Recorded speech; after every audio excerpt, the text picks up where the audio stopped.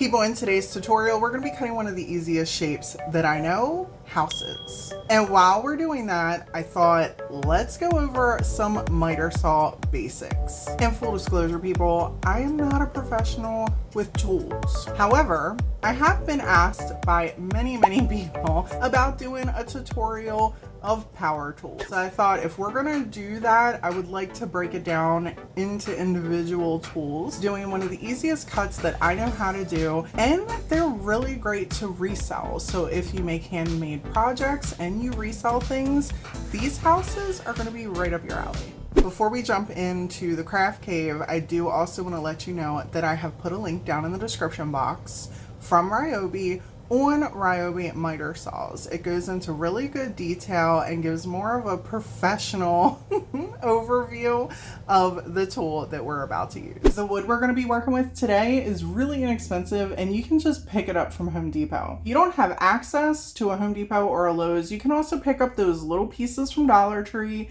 and you can still cut the little angles on the top of those to make some houses. This is the Mitre Saw that I have and the one that we're going to be using today. Look how clean it is. This is like the cleanest it's been in forever. I am going to pop up the exact one you can get from Home Depot right here for you, and you can even see that there are little instructions that kind of give you a guide as to what the main things are on the Mitre Saw.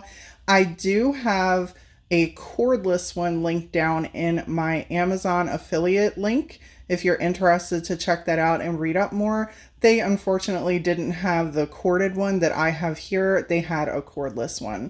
First thing I want to point out whenever you have a Mitre Saw is you want to make sure that you have screws. You can't see it, there's like sawdust. I did try and shop vac this out as best as I could.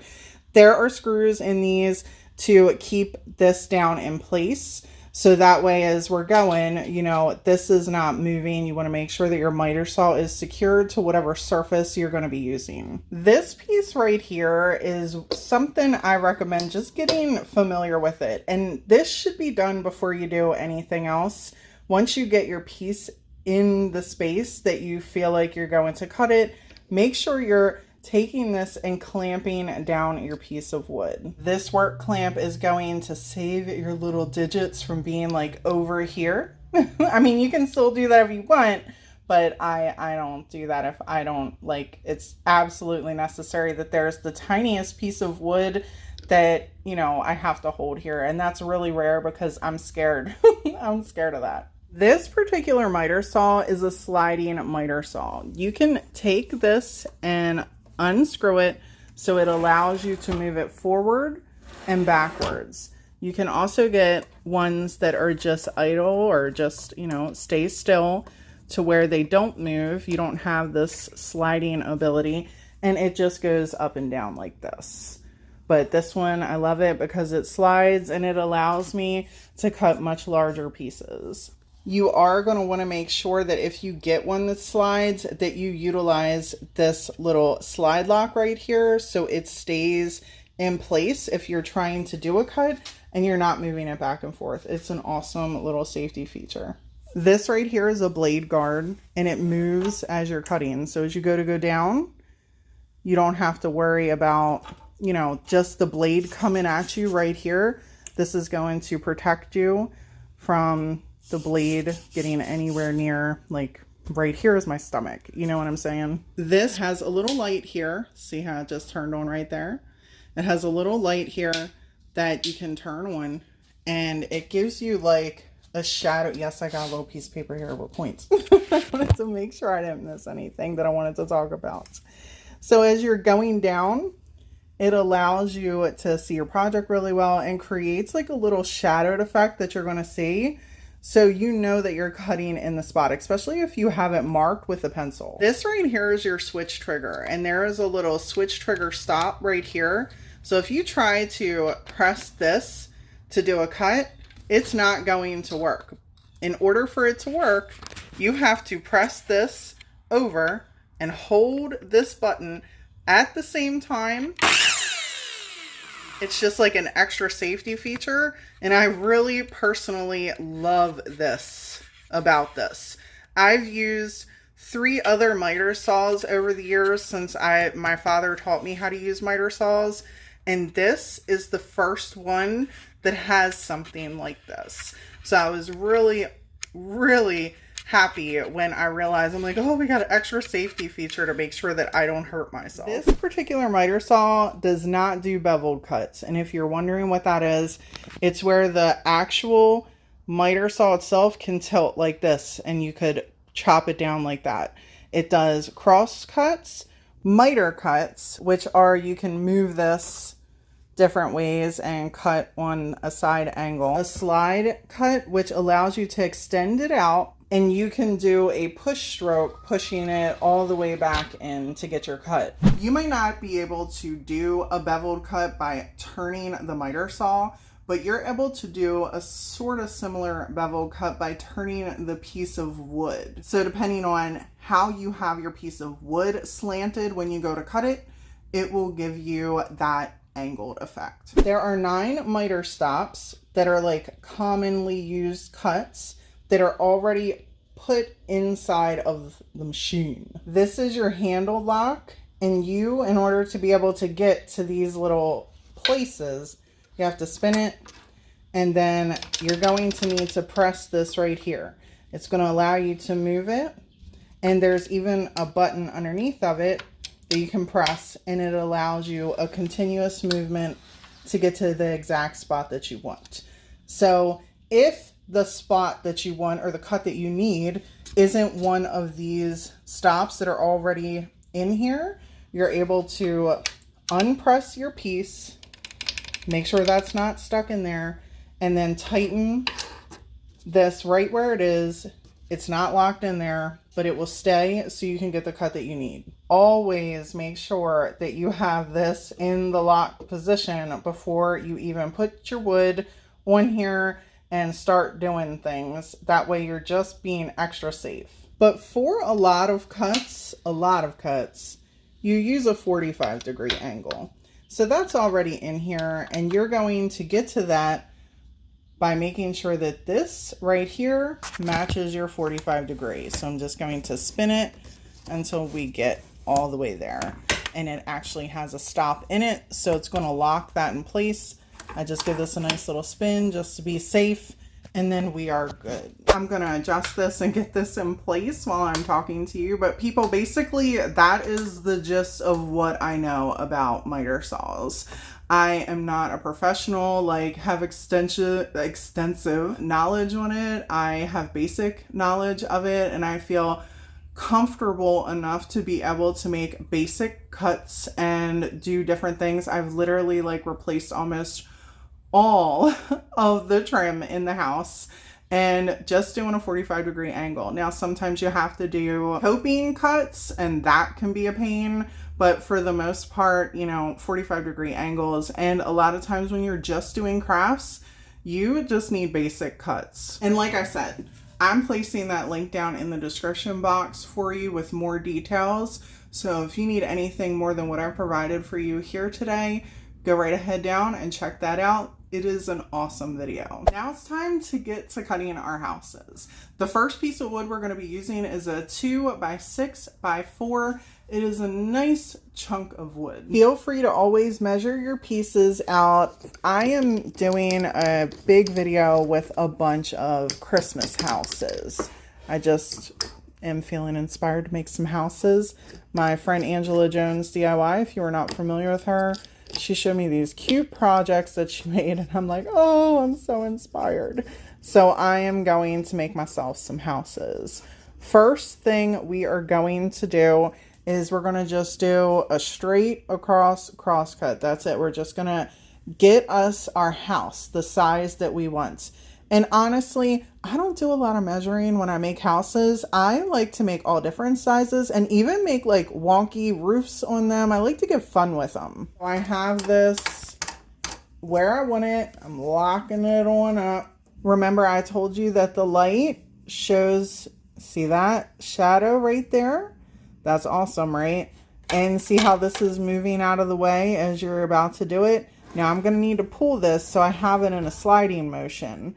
So this way I can, you know, do our little sliding. If you did decide that you wanted to put a little mark here and measure, this little shadow is going to match right up with your mark, okay? And then you're gonna do your cut. So we're just gonna, I'm gonna give you a better camera angle here.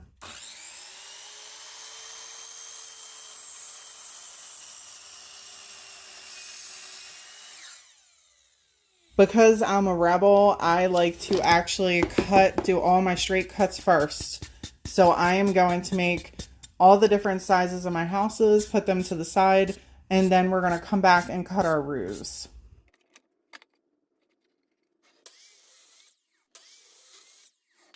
Here's our second piece of wood. I'm pretty sure this is a 1 by, oof, here we go, sorry. A 1 by 4 by 6. I'm sorry, the camera is attached to the table. Sorry, I'm making you dizzy if it's bouncing.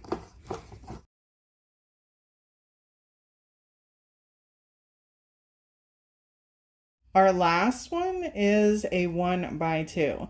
Now these I have to be extra careful with because it's so small and I like making little tiny houses. I cut the roofs first and then I do our cross cut last because I need to hold the larger piece, you know what I'm saying, the larger end on this side as we're moving back and forth doing our cross cuts, or as I'm doing my slanted cuts. I'm gonna save this for last, but I did want to share with you that there is another one coming and we'll do our larger pieces first. And I'm just going to do one of each. This way the video is not really drawn out because I think I'm cutting like 10 houses or something. That way you have an idea. For this first one, I want to do a fat little house. So I'm going to give myself a nice little slant. And these do not have to be perfect, people. They don't have to be perfect as far as the roofs go. I mean, if you strive for perfection, you do you. Okay, so I want to teach you a little trick to not have your fingers right here. I grab another piece of wood, okay, and this is just a house I cut. And I put it exactly where I know that this is going to be safe from being cut, so I can pop it down like this and tell. And my hand, the pressure is on this, keeping this little piece of wood in place because I'm not going to be able to lock it down. And like I said, I'm weary of stuff too. And trust me, I've tried different things. This is the safest for me whenever I have to use something that doesn't clamp on down. I like to have an extra nice, big, bulky piece of wood that I can keep my hand really far away from this blade. For this cut, I have it locked in a 31, what is that? 31/6. And that's where we're going to cut.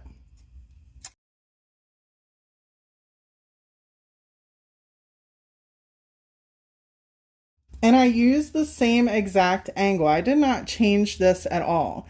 All I did was adjust how high I pushed the house up to where we were cutting it. So if I had it pulled down just a little bit further, we could have used that angle to make more of a straight cut, but I want to make a couple wonky houses. I am not going to change our angle. I like 31.6 for houses. It has a nice little tilt to it. We're just now moving on to the thicker piece of wood, and I'm going to grab myself a smaller piece, hold it on here, and do the same exact thing that we did for the 1 by whatever it was, I forgot. This one I'm going to do straight. So in order to get that cut, just going to take a minute looking at our shadow here.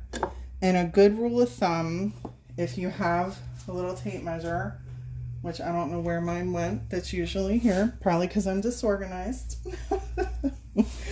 A good rule of thumb is just to take it and put the tape measure here. I'm using a piece of wood. Is that a good example? Hold on a minute. All we need is something straight. So you take something straight, tape measure, ruler, whatever, piece of shim, and you put it where your cut is right here. Okay? So that's the end of your roof on that side. Now you're going to look at your shadow, and you're going to want to match the shadow where it's even. So I can tell here I got to move this up just a bit. Wrong way. I'm moving it the wrong way. So, and then just a smidge more. So make sure that the corner here matches the corner right here. And if you want to get real technical, because my dad would, get a level. And the level is going to show you a line right here and tell you exactly where this is. Or you can also use a L measure. That'll give you a nice percent. That's what I call them. Some probably have more of a technical name. Get it to where you have it straight and then make your cut. And that's how you get a straight top. For our smaller houses, I'm going to do the same thing, but I moved this the opposite way for filming. Not because like I cared about I cared about the angles or anything. But this is going to be a little bit more difficult because we're going to have to slice off the whole first side to even get an angle for the wood piece with the 1x2s. It's going to look like that to start. And then when you go back in, you're going to have to measure, place this down, and it's going to be one slice. I left a little piece on, but there's our little house. I'll cut that off in a second. And then you're just going to cut straight across the bottom and you have your little tiny house. I cut up about 10 houses, and once I get the video made with these little houses all decorated and DIY'd up, I'll try and remember to pop it down in the description box. So if you need some ideas for these houses that you're creating, it'll help inspire you. Thank you all so much for hanging out with me today for this tutorial Tuesday. I hope you enjoyed our little Mitre Saw basics video and cutting some houses.